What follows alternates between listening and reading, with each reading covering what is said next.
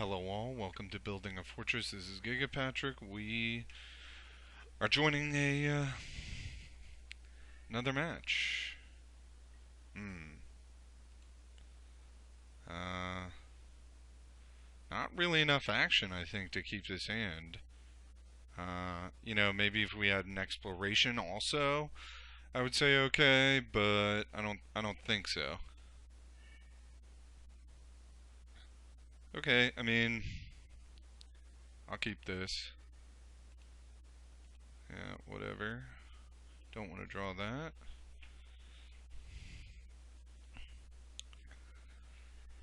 We gotta get Taiga.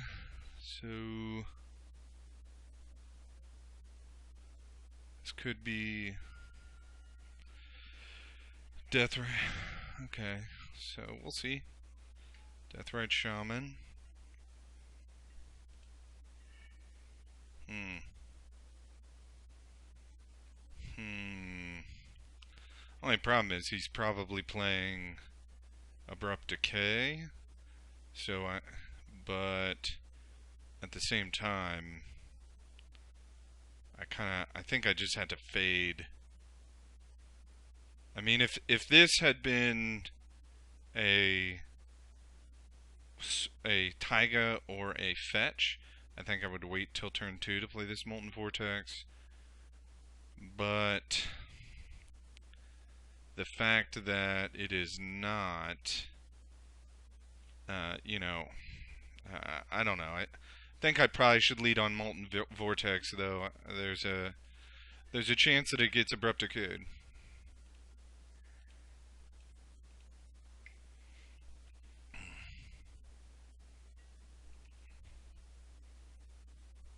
Alright. There's a good chance that it gets Abrupt Decayed.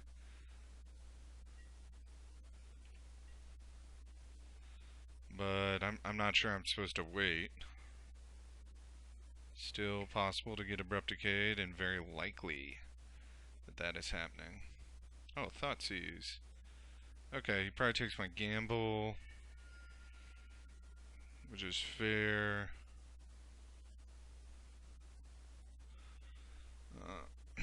Maybe he stifles the Molten Vortex trigger. I mean, that's good.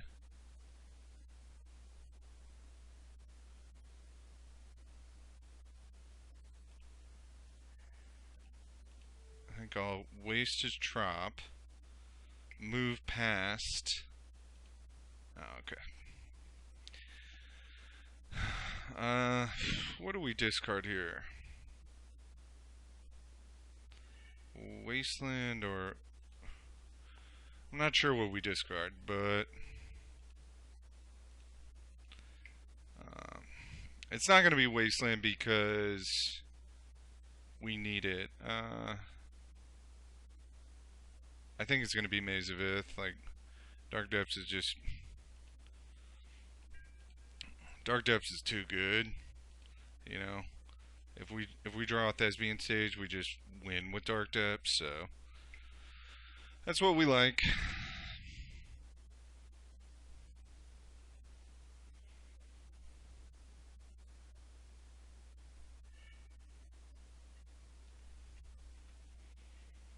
That's nice.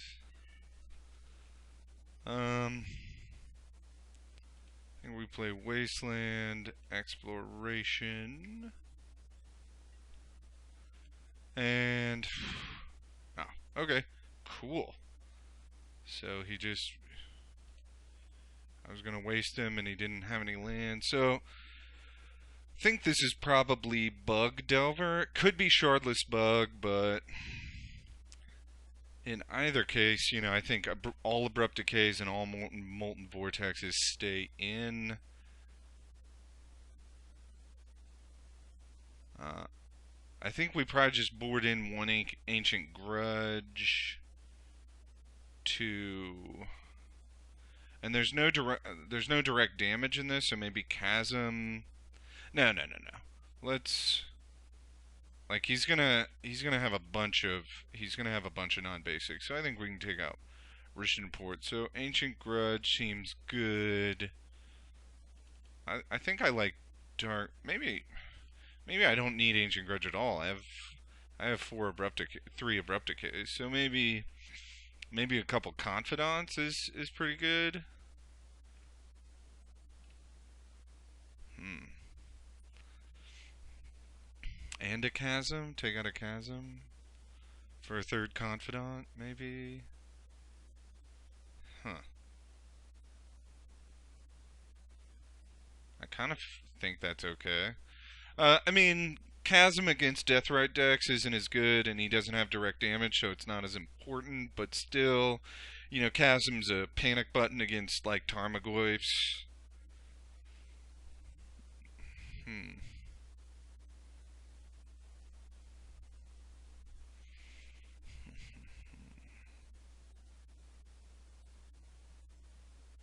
We're gonna try it. Maybe it's wrong.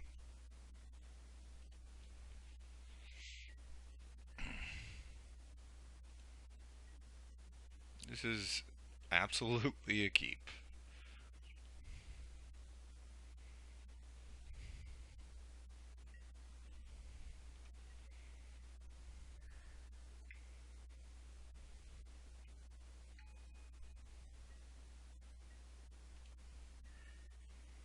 That's nice.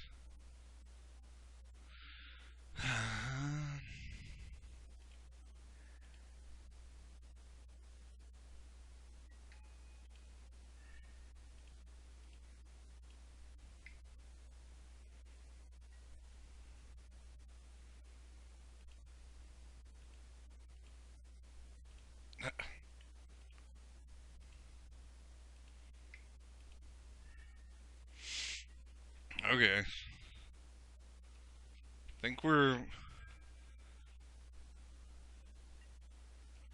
Think we're pretty set up.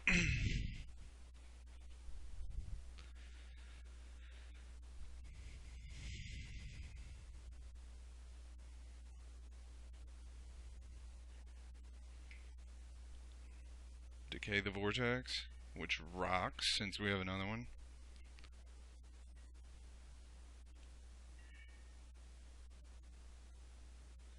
But I think what we want here is just to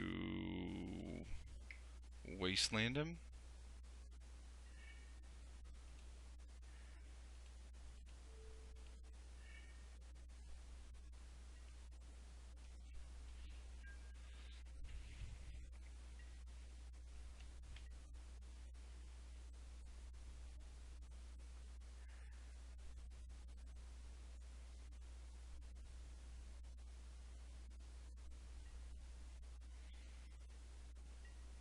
Nothing cool.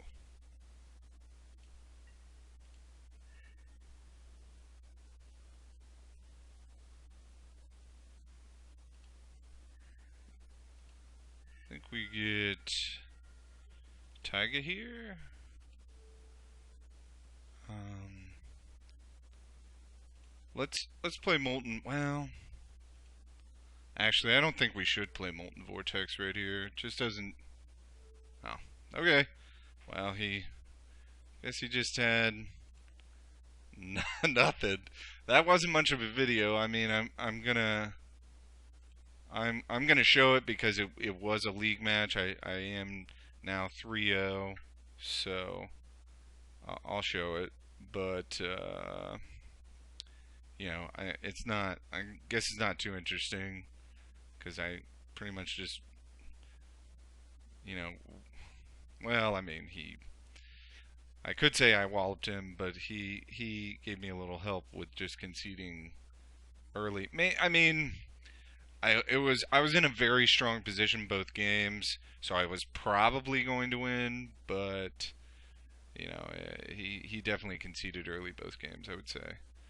But sometimes it's just not worth your time. I get it. I'm playing against miracles, and um, I'm like losing my ass off, and it kind of sucks sometimes. But that's awesome. I mean, we get our points back. We definitely get our 80 play points back, which is nice. Before I go, I want to show you one thing that I'm working on. So here's lands with the black splash. I mean, it's working cool. I'm fine with it. Molten Vortex is good. There's no question about that. It has, you know, it doesn't. It's not as smooth as Punishing Fire, but you know, it's still pretty good. Um, but but one thing I was thinking about, why did why has this build sprung up, you know? And I think the answer is that the meta um, has become varied in such a way that um, you know more than just Storm. Since the banning of Dig through time, it's taken a second, but it's been a while since Dig was banned, but now that Dig is banned, I think the meta is finally starting to sort out into something like balance, where we have a fair variety of decks. Miracles, Storm are definitely the top two still, but we also have Sneak and Show, Reanimator. There's still plenty of Delver decks. There's Elves. So people are playing a lot of different things, and the issue with the RG build is that our board is not set up to deal with non-storm combo decks, right? We have answers to miracles. I mean, I personally don't think that the addition of abrupt decay, if like miracles were the only reason to add abrupt decay, I don't think that would be reason enough to splash a third color, because the I would say the matchup is still, even with abrupt decay, it's still not. I don't think it becomes favorable, game one. I think it becomes closer to even, but it's still not favorable, I wouldn't say.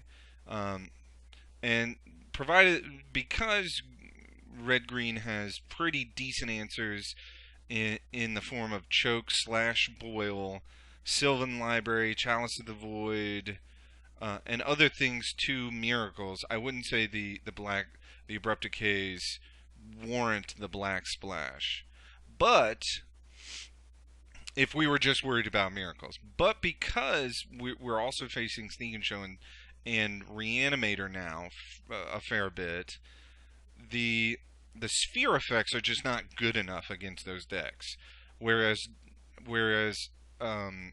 targeted discard is much better. I'm not saying, like, it doesn't somehow make Sneak and Show and Reanimator good matchups, but it it certainly does make them a little better than the sphere effects. So I was thinking, how can we adapt without splashing a fifth color? How can we adapt to this new, more varied meta? So I'm not saying that it's right. I want, but I had some thoughts, and I'd love to hear whatever people think. But the thoughts are these. So we have to deal with not only miracle, like our main deck, RG's main deck, I think is perfectly fine. Personally, I really miss Mana Bond in the black version. That's one reason. Like I miss Punishing Fire and Mana Bond in the black version. Um, so I was thinking, how can we make our sideboard a little more versatile to deal with these combo decks? So I was thinking, you know, uh, there's Sylvan Library, which is awesome against miracles, and I think it's either, and the Black Splash does this too. It's either you're playing choke and boil effects, or you're playing card draw effects, Dark Confidant, right? I haven't seen lists that are playing both choke and dark confidant. There's just no way to choke slash boil or dark confidant. There's no way to fit it in. Um, so my answer was Phyrexian Revoker. Well, not my answer, but it's just a thought. So Revoker, because it can name mana abilities, has some utility against Storm. You can name Lion's Eye Diamond, and it kind of acts as half of a Chalice on zero. Doesn't shut off Lotus Petal, but it shuts off Lion's Eye Diamond, and that's pretty good. I mean, I know Ruglands runs often runs Phyrexian Revoker for just this purpose. The What's interesting about Phyrexian Revoker is it has a lot of utility in other matchups. You can bring it in against Sneak and Show and Reanimator to name either Gristlebrand or Sneak Attack, which seems pretty good. You can also bring it in against Miracles to name Sensei's Divining Top. Now, granted, it's a creature, so it loses its swords, it dies the Swords of Plowshares, and in that sense is not nearly as good as Fifthing Needle. But that's why you have 4 Chalice of the Voids to for Miracles. You put it on one, and also if you lay Phyrexian Revoker, they swords it, then that's one sword's not being aimed at a Merit Lodge. So, maybe I'm looking at it with rose-tinted glasses. Maybe I'm thinking too positively, but it just seems like if we want to stay RG, I mean, not that I necessarily think this huge sideboard thing is like coming up with a new sideboard is that necessary. I mean, we're still seeing just straight RG lists do pretty well. I mean, there was one RG list that did well at the same Open that Long and Company did well with their Black Splash list. RG top aided Bazaar of Moxen back in February. So, I think RG is still pretty awesome, and I like it, and I like how streamlined it is. And that's kind of why I'm trying to think of new sideboard strategies for it.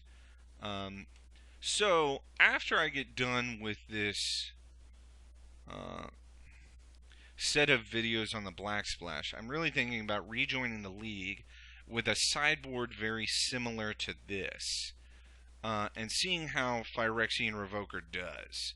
You know, my guess, oftentimes Chalice on zero by itself is enough time buys enough time against Storm to win.